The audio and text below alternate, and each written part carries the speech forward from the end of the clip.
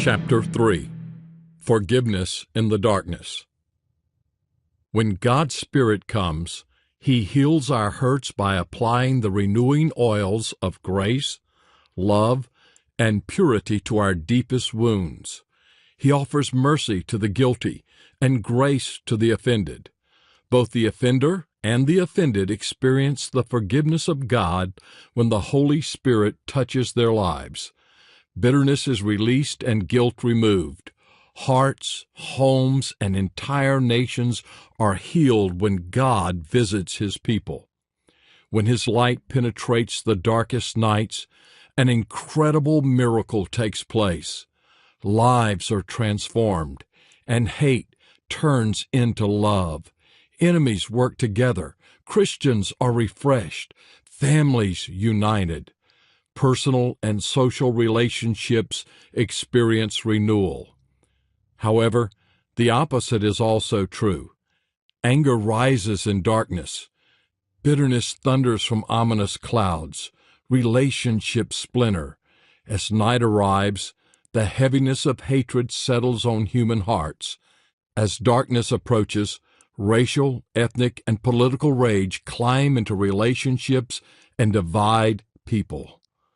Darkness in Rwanda's genocide. A deep darkness spread rapidly across Rwanda in 1994. Tribal tensions between Hutus and Tutsis turned into unthinkable violence. It's estimated that 800,000 people were murdered between April and June of that year because of their ethnicity. It was shortly after the genocide that pastors contacted me and asked me to come to their nation. I had previously worked with Peter Kasarivu, a Ugandan pastor who had many Rwandan friends. He told me, "The nation desperately needs healing. I believe people will listen to an outside voice. Would you consider coming to minister?" Gary Maroney and Billy Honch, two dear friends, traveled with me to Rwanda shortly after Peter's request.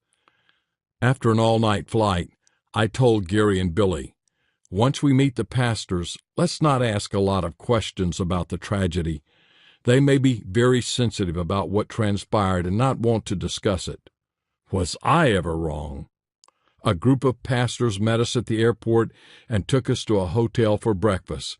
They immediately started sharing stories, horrible stories, things I never imagined human beings would do to one another.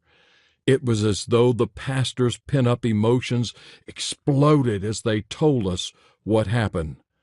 They secured a room for us after breakfast and told us to try to get a couple of hours of sleep before we traveled to Butare, where the National University was located.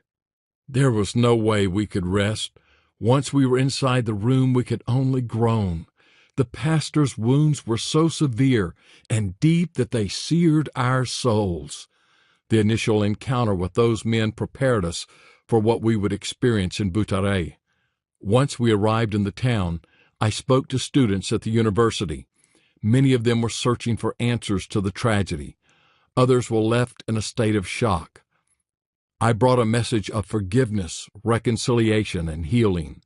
They responded. Many placed their faith in Jesus, and God's healing power flowed into their broken hearts. The students asked me to speak to their professors. They said many of them are very cynical and angry with God and the church. They need God to change their hearts. Our ministry hosted a dinner for the professors on the final evening of our stay in the town. It was one of the most difficult speaking engagements I've ever accepted. The chancellor of the National University attended as the guest of honor. The custom was for the guest of honor to speak immediately before the featured speaker. When the chancellor stood, he spoke only a few words, but they were sharp and penetrating. He looked at me and asked, "Reverend Tippit, where was the church? Where was the church when the genocide took place?" He then took a seat.